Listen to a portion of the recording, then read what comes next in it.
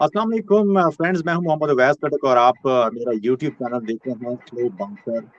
Pakistan tour to England and West Indies, ये आज का टॉपिक है। और आज के बड़े इंटरेस्टिंग किस्म के वो क्वेश्चन जो कि आमतौर पर घर बैठे एक जो क्रिकेट के शायकीन होते हैं वो सोच रहे होते हैं सीरीज के हवाले से, उस पर कुछ डिस्कशन करेंगे। मेरे साथ आज बड़े स्पेशल गेस्ट अहमद नजीब मौजूद है और उनसे इन सारे सवालों के हवाले से जवाब देने की कोशिश करते हैं। और उन सारे क्वेश्चंस को हम यहाँ पे डिस्कस करते हैं और देखते हैं जी कि उनका क्या पॉइंट ऑफ व्यू होता है। सबसे पहले Ahmad, thank you so much for coming. बहुत बहुत शुक्रिया। मुझे पता है कि आपका जो स्केड्यूल है बड़ा बिजी होता है, लेकिन फिर भी आपने टाइम निकाला। Thank you so much and welcome. Thank you, आपका शुक्रिया। ओके, हाँ अमर, सबसे पहला जो मेरा क्वेश्चन है, आप जानते हैं कि पाकिस्तान एक बड़े मुश्किल दौरे पे जो है वो इस वक्त रवाना हो चुका है। वहाँ पर डबिंग मौजूद है, प्रैक्टिस सेशन जा रहे इस वक्त चल रहे हैं। ऐसे में आप जानते हैं कि सबसे बड़ा जो एक सीन क्रिएट हुआ इस सीरीज से पहले वो ये था जी कि यूनुस खान साहब जो है वो टीम से अलहदा हो गए। इस सारे सिनेरियो पे आप क्या कहते हैं? आप किसको कसूरवार समझते हैं? क्या यूनुस खान ने जल्दबाजी की है, या क्योंकि स्टूडियो पे कुछ लोग कंप्रोमाइज नहीं करते, तो इस सारे मामले में यूनुस खान जो है वो ठीक है? देखिए अवैस, जो इतलात अब तक आई हैं उससे हर किसी का अपना अपना एक नतीजा निकालता है कोई चीज़ों को सुन के। मेरा ख्याल में तो मुझे थोड़ा ज़्यादा कसूर यूनुस खान का ही लग रहा है। उसकी वजह यह है कि ये तो मुझे महसूस होता था कि आज नहीं तो कल यूनुस खान ने शायद ये काम करना था, क्योंकि उनके हवाले से हम पहले भी जानते हैं कि वो थोड़ा सा जल्दी गुस्सा कर जाते हैं, छोटी छोटी बात पे ज़्यादा गुस्सा कर देते हैं। ये उसके वाले से एक मशहूर है उनके वाले से बात। और अभी जो लेटेस्ट केस बना जिसमें उन्होंने कहा कि जी मेरी डेंटल सर्जरी थी, जिसकी वजह से मैंने पाकिस्तान क्रिकेट बोर्ड को पहले मुतला किया था, जिसकी वजह से मैं वक्त पे बायोस्क्योर बबल ज्वाइन नहीं कर सकता था। तो पीसीबी ने डेफिनेटली ये कहा कि अगर आप वक्त पे बायोस्क्योर बबल नहीं ज्वाइन कर सकते तो हम आपको फिर ये दौरा छोड़ना पड़ेगा, क्योंकि बायोस्क्योर बबल किसी एक प्लेयर के लिए या किसी एक शख्स के लिए उसकी डेट्स तब्दील नहीं हो सकती। आपको पता है ये पहले से प्री प्लान होता है और ये बात में लॉजिक भी है। पहले मोहम्मद हफीज को भी इसी वजह से ड्रॉप किया गया था। तो यूनुस खान को और बहुत सारे ऐसे लोग ये बात नहीं समझ सकते कि हम किस दौर से गुजर रहे हैं, कोविड-19 के दौर से, जिसमें एक ऐसी बीमारी का सामना है जिस जिसके खिलाफ आप जरा से भी एहतियात नहीं करेंगे तो उसका बहुत ज्यादा नुकसान होगा। हमने पीएसएल में यही कमी कोताही करके देखा और कितना बड़ा नुकसान हुआ पीएसएल में हमें। तो इसी तरह से यूनुस खान समेत बाकी लोगों को भी समझना चाहिए। तो मेरे ख्याल में अगर आप टीम की अगर आपके जाति को देखें, मेरा दांत में दर्द हो, आपके दांत में दर्द हो, ये हमारा पर्सनल प्रॉब्लम है ना। अगर हमें उसका चेकअप कराना ही हर हाल में तो ठीक है, आप दौरे पे फिर ना जाए। इस बात पर ये कि जी पीसीबी ने मेरे साथ वो एडजस्टमेंट नहीं की और इस बात पे रिजाइन कर देना, मेरे ख्याल में ये लेकिन एक तो ये Ahmad, sorry to interrupt you, देखें यहाँ पर एक पॉइंट ये भी सामने आया ना, उसी पे आप भी अपना पॉइंट दीजिएगा कि यूनुस खान ने ये कहा जी कि जब पीसीबी के अहदेदार हैं जाकिर खान साहब, जब उनके साथ उनकी टेलीफोनिक बात हुई तो उन्होंने आगे से कोई टोंट के हवाले से ये बात की जी कि टोंट उन्होंने बकायदा किया और मुझे धमकी टाइप की दी कि जी आपको याद नहीं हमने मोहम्मद हफीज के साथ क्या किया था। एक सीनियर तरीन खिलाड़ी जिसके माजी में अच्छे रिकॉर्ड्स हों और आपकी टीम में इस वक्त मैनेजमेंट में इतना अच्छा और बड़ा ओहदा उनके पास, तो इस टोन में बात करना, क्या वो चीज वो दिल पे ले गए? हाँ, नहीं देखें, एक सीनियर प्लेयर और जो भी हर बंदे की एक रिस्पेक्ट है। डेफिनेटली अगर किसी ने इस टोन में उनसे बात की है तो ये गलत बात है, बिल्कुल भी इस तरह से नहीं करनी चाहिए बात। देखें, दोनों तरफ से थोड़ा सा आप किसी भी जब ऑर्गेनाइजेशन में काम करते हैं ना, तो हर बंदे से आप खुश नहीं होते हैं, या हर बंदा अच्छा नहीं होता है, या हर बंदा उतना कॉम्पिटेंट नहीं होता। आपको थोड़ा बहुत कहीं ना कहीं ऑर्गेनाइजेशन के अंदर रहकर अपने राइट के लिए लड़ना पड़ता है और कुछ चीजों को आपने बर्दाश्त करना होता है और कुछ चीजों को आपने ऑर्गेनाइजेशन के अंदर ही अगर कोई गलत हो रहा है तो उसको उस पर आवाज उठानी होती है। इस तरह से बिल्कुल साइड पर हो जाना मेरे ख्याल में सही तरीका नहीं है। असल में हम्म। मसला ये है कि हमारे मैं सिर्फ एक प्लेयर की बात नहीं करूंगा, ओवरऑल हमारे जो साबिक खिलाड़ी हैं उनका प्रॉब्लम ये है कि वो हमेशा से ये समझते हैं कि वो बहुत बड़े सुपरस्टार हैं। हालांकि जब आप रिटायर हो जाते हैं, जब एज अ कोचिंग रोल में होते हैं तो आप सुपरस्टार नहीं होते, आप एज अ कोच होते हैं, आपको प्लेयर के लेवल पर आकर काम करना होता है। ये जो ईगो प्रॉब्लम हमारे प्लेयर्स के साथ है होता है, ये बहुत बड़ा प्रॉब्लम सिर्फ यूनुस खान के साथ नहीं, ये बहुत सारे और प्लेयर्स के साथ कॉमन इशू है पाकिस्तान में। और प्लेयर्स और बाकी ये मसाइल हर बोर्ड में होते हैं, ऐसा नहीं कि हर जगह नहीं होते हैं, लेकिन थोड़ा सा कहीं ना कहीं आपको कॉम्प्रोमाइज करना पड़ता है, कहीं ना कहीं आपको साथ लेके चलना पड़ता है। तो जो यूनुस खान का टेम्परामेंट था ना, तो पहले से लोगों को खदशा थे कि यार मैं ये नहीं कहता कि सारी मिस्टेक यूनुस खान की होगी, लेकिन उनका टेम्परामेंट इस तरह से कि ये चीज ऑन द कार्ड्स थी कि वो किसी भी टाइम जो है वो अलग हो सकते हैं सौदे से। Let's talk about England tour. Amar, मेरा फर्स्ट क्वेश्चन आपसे ये है, how important this tour will be for Pakistan? बहुत इंपॉर्टेंट टूर है पाकिस्तान के लिए इंग्लैंड, क्योंकि एक अच्छी साइड है। अच्छी साइड के खिलाफ जब आप कुछ अच्छी क्रिकेट खेलते हैं, कुछ अच्छा करते हैं, तो वो लाजमी बात है, वो ज्यादा उसको हाईलाइट भी मिलती है और आपके प्लेयर का असल कैलिबर भी जज होता है कि आप कहाँ स्टैंड करते हैं। फिर इस T20 वर्ल्ड कप भी है और उनकी T20 साइड आपको पता बहुत अच्छी है, हमने T20 और वनडे मैचेस भी खेलने हैं उनके साथ। तो हर लिहाज से ये बहुत इंपॉर्टेंट टूर है। और एक बड़ी अजीब सी बात भी है कि 1974 में लास्ट टाइम हम इंग्लैंड में जीते थे, और ओवरऑल हम इंग्लैंड से लास्ट टाइम सीरीज तब जीते थे जब 2005 में पाकिस्तान आई थी, वनडे सीरीज की बात कर रहा हूँ। उसके बाद से हम जीते नहीं है, तो हमारे लिए जीतना बहुत जरूरी है। बहुत आपने जबरदस्त बात की। अच्छा, इंग्लैंड टूर में आपने देखा कि पाकिस्तान सुपर लीग के सेकंड लेग से पहले जो है टीम अनाउंस कर दी गई, जिस पर बहुत ज्यादा हमें मेन स्ट्रीम मीडिया से कुछ सरकार की जानिब से ये भी सुनने में हमें आया कि जी ये टीम बड़ी जल्दी इन्होंने अनाउंस कर दी है। गो कि उसके पीछे ऑब्वियसली बड़े रीजंस होंगे, पीसीबी ने कुछ तो सोच कर ही जो है वो चीफ डॉक्टर साहब ने पहले टीम अनाउंस की होगी। आपका इस बारे में क्या ख्याल है कि क्या रीजन हो सकती है कि पहले अनाउंस किया? अनफॉर्चुनेटली वो प्लेयर जो है वो ज्यादातर हमें दिखाई दे रहे हैं जो इस पीएसएल में उतनी अच्छी कारकर्दगी नहीं दिखा सकी, उनकी इतनी अच्छी फॉर्म नहीं है। तो इस चीज का कितना इम्पैक्ट होगा इस सीरीज में? देखिए, इतलात के मुताबिक ये है कि पीएसएल में जो मसाइल पेश आए थे पाकिस्तान सुपर लीग के सेकंड लेग में, जहां पर वीजा के इश्यूज आ रहे थे, इस वजह से टीम पहले अनाउंस कर दी, क्योंकि वीजा प्रोसेसिंग में थोड़ा सा टाइम लगता है। तो उस टाइम मार्जिन को देखते हुए पाकिस्तान क्रिकेट बोर्ड ने कहा कि ये ना हो कि इस बार फिर कोई इशू हो जाए, कोई मजीद मसाइल के शिकार हो जाए। उन्होंने पहले टीम अनाउंस कर दी, और उनके ताकि टीम अनाउंस करेंगे तो फिर उनकी वीजा, उनकी डॉक्यूमेंटेशन लेकर उनकी प्रोसेस करवाएंगे। तो ये एक रीजन थी कि पहले अनाउंस हो गए। थोड़ा सा अनलकी कहूंगा उन प्लेयर के लिए जो परफॉर्म करने के बावजूद नहीं आ सके, लेकिन यहाँ पर मैं समझता हूँ कि वो थोड़ा सा अनलकी इस लिहाज से रहेंगे क्योंकि वीजा वाला जो इशू था कि पहले आपको प्रोसेसिंग के लिए डाटा भिजवाना था, इस वजह से वो कहीं प्लेयर का नाम नहीं आ सकेगा। लेकिन ये था कि चलो एक प्लेयर शोएब मकसूद की शक्ल में तो चले आ गया। तो मेरे ख्याल में इसमें पीसीबी का इतना कसूर नहीं है, ये कुछ रीजन ही ऐसी हैं कि आपको पहले अप्लाई करना पड़ा। अच्छा, अभी मिसबा उल हक की प्रेस कॉन्फ्रेंस हमने गुज़श्ता दिनों जब सुनी, जब उन्होंने कहा जी कि हम मिडिल ऑर्डर में स्पेशली वनडेज में हम हारिस सुहेल को और सऊद शकील को जो है वो ज्यादा मौका देंगे, ज्यादा देन के हम सुहेल मकसूद को जो है वो आजमाएं। आप नहीं समझते कि जितनी बड़ी यानी कि जितने बड़े ममालिक हैं जो क्रिकेट खेलते हैं वो अपनी प्लेयर्स की फॉर्म को जो है वो सामने रखते हैं कि भाई ये बंदा फॉर्म में है, तो चलिए इसकी फॉर्म को यूटिलाइज करके हम इसको इस फॉर्मेट के अंदर तो आप समझते नहीं कि शोएब मकसूद को भी इंक्लूड करना चाहिए था, वो उनको पूरा मौका देना चाहिए, उनके फॉर्म का फायदा उठाना चाहिए? बिल्कुल फॉर्म का फायदा उठाना चाहिए। देखें, मिसबा उल हक के साथ एक चीज तो आप हम सब जानते हैं, वो बड़े सेफ स्ट्रेटेजी खेलते हैं। पता नहीं क्या होगा, पता नहीं 50 ओवर खेलेंगे नहीं खेलेंगे, ये पता नहीं प्लेयर आउट ना हो जाए। अब आप मुझे बताएं, इतने ज्यादा प्लेयर, एक जैसे प्लेयर आप मिडिल ऑर्डर में डाल देंगे, आगे डाल देंगे, तो आप कैसे अच्छा स्कोर करेंगे? इंग्लैंड में जहां अच्छी पिच मिलती है, इंग्लैंड की टीम ऐसी है वो 350 का टोटल लगा देगी। आप फिर कैसे चेस करेंगे? एक प्लेइंग 11 में मुझे बताएं, आप इमाम, रिजवान, बाबर आजम, हारिस सोहेल, सऊद शकील को अगर डाल देंगे तो आप 350 कैसे चेज करेंगे? या 300 का टारगेट आप कैसे चेज करेंगे? ये तो फिर नामुमकिन हो जाएगा। 250 वाले टारगेट तो ठीक है आप कर लेंगे, लेकिन इससे ऊपर का टारगेट आपके लिए मुश्किल हो जाएगी।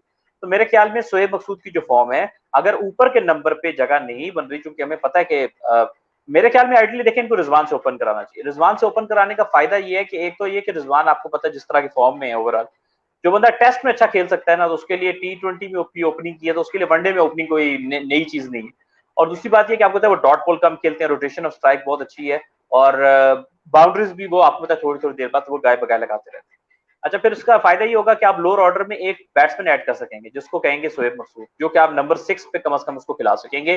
बीच में आप रिजवान को, आप बीच में बाबर आजम, हारिस सुहेल बड़ी आसानी से बैटिंग कर सकेंगे। तो मेरे ख्याल में ये स्ट्रेटेजी होनी चाहिए। अगर आपने तीनों को सऊद को भी खिला दिया तो फिर किसी एक के साथ तो ज्यादती होगी। सऊद को नंबर 5 पे खिलाएंगे, और अगर उनको कम ओवर खेलने के लिए मिले तो ये उनके साथ भी ज्यादती, ना सिर्फ आप एक उनको खिला रहे होंगे, उससे उनका फायदा नहीं उठा सकते। आपकी इसी बात में एक और क्वेश्चन भी मैं ऐड करते चलूं। मुझे ये बताइए कि बहुत ज्यादा लोगों का ये भी क्रिटिसिज्म होता है या ये पॉइंट होता है जी कि आप वर्ल्ड कप आपके सर पे आ रहा है, आपका जो ओपनिंग पेयर है T20 में जिसमें रिजवान और बाबर आजम एक ही तरफ पर क्रिकेट खेलते हैं, सो आपका इस पर क्या टेक है? क्या ये स्ट्रेटेजी ठीक है, हमें वर्ल्ड कप तक इसी के साथ चलना चाहिए? इसके पीछे क्या रीजन है? क्योंकि आप पूरी दुनिया में आप देख सकते हैं कि हर एक का जो ओपनिंग प्लेयर है उसमें आप कम से कम दोनों नहीं तो एक ऐसा प्लेयर जरूर होता है कि जो पावर प्ले का बड़ा अच्छा यूटिलाइज करता है। सो एशियन कंडीशन में यूएई में ये वर्ल्ड कप होगा, आप क्या समझते हैं ये प्लेयर ठीक है? देखिए, एक बड़ी पाकिस्तान के लिए दर्द-ए-सर ये है कि दोनों तो प्लेयर, ये बाबर और रिजवान, तो ओपन ही नहीं कर सकते, किसी भी लिहाज से ओपन नहीं कर सकते, अगर आप यूएई में स्पेशली देखें।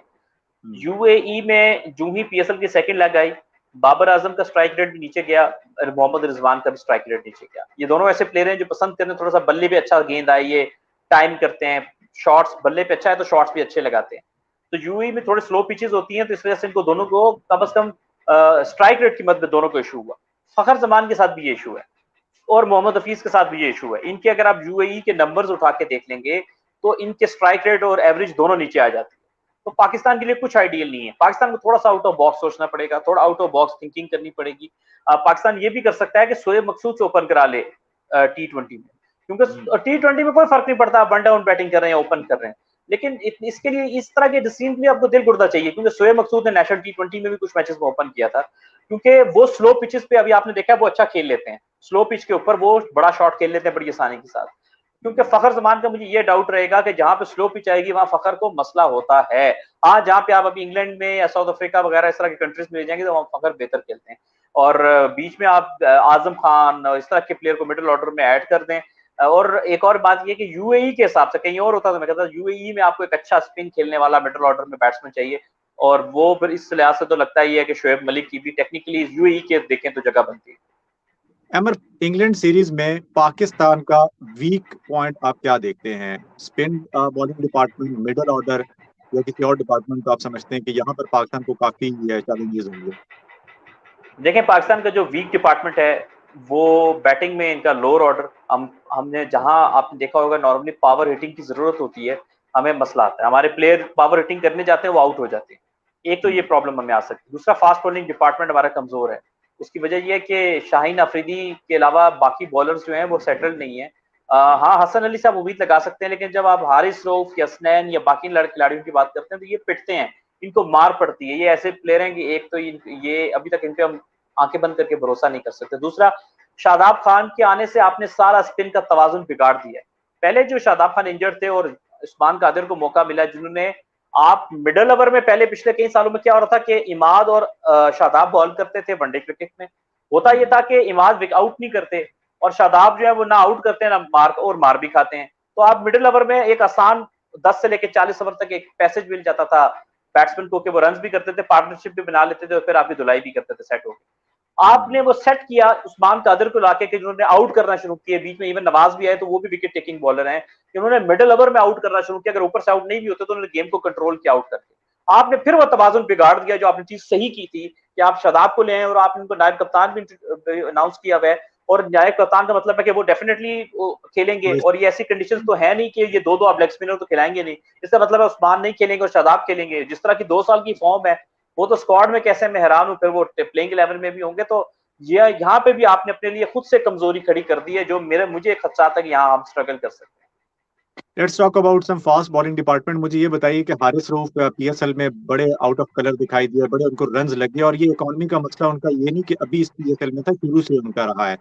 सो मतलब कैसे पाकिस्तान इसके साथ लेकर चलेगा? क्योंकि शाहीन ठीक है कि हमारे मेन स्ट्रीम बॉलर हैं, हसन अली अच्छी फॉर्म में है, बट आपको ऑब्वियसली एक तीसरा अच्छा फास्ट बॉलर चाहिए कि अगर इन केस इनमें से कोई इंजर भी हो जाता है तो वो टीम में एडजस्ट हो सके। तो आप क्या समझते हैं कि आप शाहनवाज गानी जो पीएसएल में इतनी अच्छी परफॉर्मेंस लेकर आए, तो उनको यहाँ पर जहाँ पर शोएब मकसूद को आपने एडजस्ट किया तो उनको भी बीच में कंसीडर कर लेते हैं? देखिए, वैसे एक तो वो ये था ना कि वीजा के इश्यूज थे, इस वजह से वो नहीं जा सके शाहनवाज धानी, और दूसरी बात है कि टेस्ट स्क्वाड पे हैं वो। एक तो ये इशू है। दूसरा ये है कि देखें, हारिस रऊफ का भी इशू ये है कि इनकी मिडिल ओवर में किस लेंथ पे बॉल करना है। एक बॉलर की एक खास लेंथ होती है हर बॉलर की, कि मिडिल ओवर में मुझे किस लेंथ पे बॉल करना है। अब तक ना मोहम्मद हसनैन ना हारिस रऊफ ये अब तक इस पे कमांड नहीं हासिल कर सके। कभी आगे बॉल करते हैं, कभी पीछे बॉल करते हैं, कभी आउटसाइड ऑफ स्टंप बॉल करना शुरू कर देते हैं बीच में 1-2 बॉल, कभी ये लेग स्टंप पे चले जाते हैं। तो इनकी एक्यूरेसी नहीं है बॉल, और इनको अभी तक ये कमांड नहीं आई। हारिस को ठीक है डेथ ओवर में अच्छा यॉर्कर कर लेते हैं, लेकिन जब मिडिल ओवर आते हैं ना, इनको अब तक ये कमांड नहीं है कि मेरी असल लेंथ क्या है, मैं गुड लेंथ पे अच्छी बॉल करता हूँ, मैं आगे लेंथ पे अच्छी बॉल करता हूँ, या मेरा बाउंसर ज्यादा अच्छा है। तो जब तक इनको इस पे कमांड नहीं आएगी ना इस बात के ऊपर, तो तब तक ये मिडिल ओवर में जब फर्स्ट चेंज के ऊपर आने वाले बॉलर नहीं बन सकेंगे। तो इससे बेहतर ये है कि आप एक ऐसे बॉलर की तरफ जाएं जो कि एक्यूरेट हो, जैसे अरशद इकबाल हैं। वो उनकी ये कम से कम हमने जरूर देखा है कि वो गुड लेंथ को बार बार टारगेट करते हैं, बार बार हिट करते हैं। तो आपको एक ऐसे बॉलर की जरूरत है, अनलेस के ये हारिस रऊफ वगैरह कम से कम अपनी कोई एक लेंथ नहीं पकड़ लेते। मेरे ख्याल में मेरी जाती रही है कि हारिस रऊफ अगर, मैं बिल्कुल नहीं कहता कि मुंह में बॉल कर दे, लेकिन थोड़ी सी लेंथ आगे करके तेज बॉल करेंगे और एक सरप्राइज बाउंसर रखेंगे तो ये इनके लिए ज्यादा अच्छा वर्क कर सकता है। लेकिन चूंकि ये इनकी बॉलिंग में एक कंसिस्टेंसी नहीं है, दो बॉल एक जगह पे तीसरा बाहर करके एक चौका खा लेते हैं, वो पूरे ओवर का रन रेट बिगाड़ देते हैं, या एक लेग स्टंप से बाहर बॉल करके चौका खा लेते हैं। तो अब तक काबिल एतमाद बॉलर नहीं रहे हारिस रऊफ भी, और इकॉनमी इसी वजह से इनका ज्यादा है। ठीक हो गया। बस अमर, लास्ट में जाते जाते आपके सामने दो चीजें रखना चाह रहा हूँ। मुझे ये जल्दी से बता दीजिए आपके, अगर आपको पाकिस्तान की इस टीम का जो टॉप ऑर्डर है वो सिलेक्ट करना पड़े कि भाई ओपनिंग में कौन होना चाहिए और जो मिडिल ऑर्डर है उसमें 4 नंबर तक किसको होना चाहिए, तो आप क्या प्रेफर करेंगे? आप अपना पॉइंट ऑफ व्यू दीजिए।